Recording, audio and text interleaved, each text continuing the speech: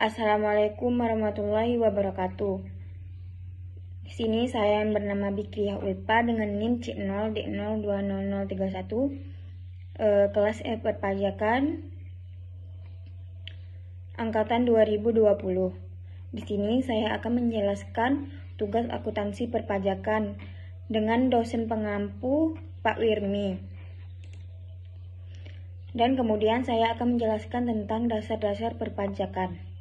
Yang pertama, definisi pajak. Menurut Prof. Dr. Rahmat Somitro, SH, pajak adalah iuran rakyat kepada kas negara berdasarkan undang-undang atau yang dapat dipaksakan dengan tidak mendapat jasa timbal balik atau kontraprestasi yang langsung dapat ditunjukkan dan digunakan untuk membayar pengeluaran umum. Kemudian, fungsi pajak. Fungsi pajak ada dua. Yang pertama, fungsi budgetair atau sumber keuangan negara.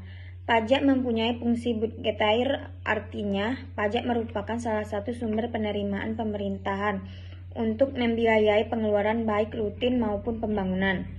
Sebagai sumber keuangan negara, pemerintah berupa memasukkan uang sebanyak-banyaknya untuk kas negara.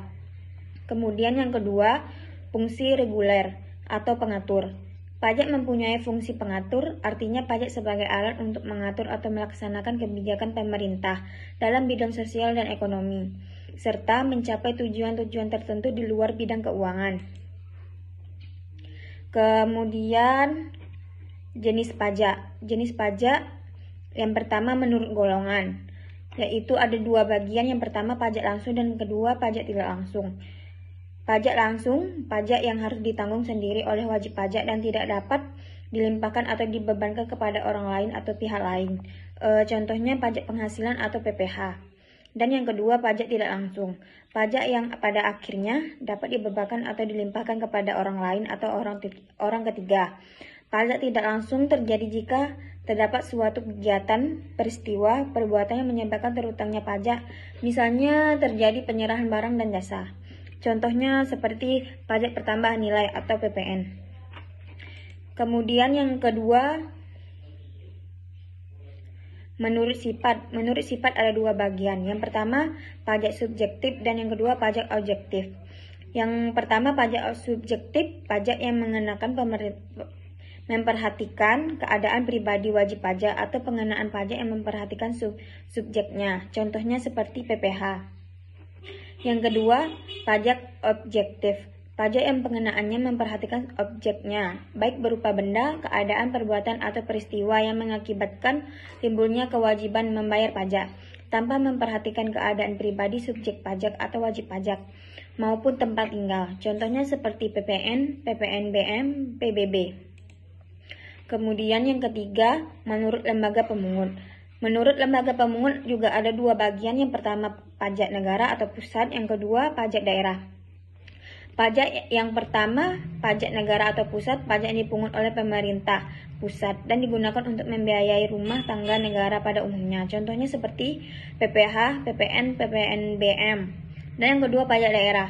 Pajak yang dipungut oleh pemerintah daerah, baik daerah tingkat 1 atau pajak provinsi maupun daerah tingkat 2 pajak kabupaten, dan digunakan untuk membiayai rumah tangga daerah masing-masing. Contohnya seperti pajak kendaraan bermotor, bea balik negara, nama kendaraan bermotor, pajak hiburan, pajak reklame, pajak air, pajak rokok, pajak hotel, pajak restoran, dan sebagainya. Kemudian tata cara pemungutan pajak ada tiga bagian, yaitu yang pertama stelsel pajak, yang kedua asas pemungutan pajak, yang ketiga sistem pemungutan pajak. Yang pertama stelsel pajak ada tiga bagian juga, yaitu yang pertama stelsel nyata, yang kedua stelsel anggapan, yang ketiga stelsel campuran. Kemudian asas pemungutan pajak juga ada tiga bagian. Yang pertama asas domisili, yang kedua asas sumber, yang ketiga asas kebangsaan. Yang ketiga sistem pemungutan pajak ada tiga bagian: official assessment system, self assessment system, withholding system. Kemudian di sini saya akan menjelaskan tentang pengertian, fungsi, dan prinsip akuntansi pajak. Yang pertama, saya akan menjelaskan pengertian akuntansi pajak. Akuntansi perpajakan adalah sebuah aktivitas pencatatan keuangan pada sebuah badan usaha atau lembaga untuk mengetahui jumlah pajak yang harus dibayarkan. Dan yang kedua, fungsi akuntansi pajak. Ada 4 bagian. Yang pertama, sebagai dokumentasi perpajakan tahunan yang bisa dipakai untuk memperbandingkan dan mengetahui riwayat keuangan perusahaan. Dan yang kedua, sebagai laporan keuangan resmi yang bisa kita paparkan saat ingin mendapatkan investor atau kegiatan publikasi lainnya. Yang ketiga, sebagai bahan analisis untuk mengetahui besar pajak yang harus dibayar perusahaan atau lembaga keuangan di masa yang akan datang. Dan yang terakhir, sebagai strategi menganalisa pajak dan perencanaannya di masa yang akan datang. Ketiga, saya akan menjelaskan prinsip akuntansi perpajakan, yaitu ada 3 bagian, yaitu kesatuan, yang kedua historis, yang ketiga pengungkapan penuh. Kemudian klasifikasi pajak. Ada 2, yaitu pajak langsung dan yang kemudian pajak tidak langsung. Pajak langsung, pajak ini dikenakan berdasarkan sejumlah penghasilan atau kekayaan yang dimiliki sebuah perusahaan atau lembaga. Adapun besarnya telah diatur dalam Undang-Undang Perpajakan. Yang kedua, pajak tidak langsung. Pajak tidak langsung adalah pajak yang dibayarkan saat terjadi sebuah transaksi keuangan. Pajak semacam ini bisa diwakilkan atau dibebankan kepada orang lain. Baiklah, cukup sekian saya presentasi hari ini. Assalamualaikum warahmatullahi wabarakatuh.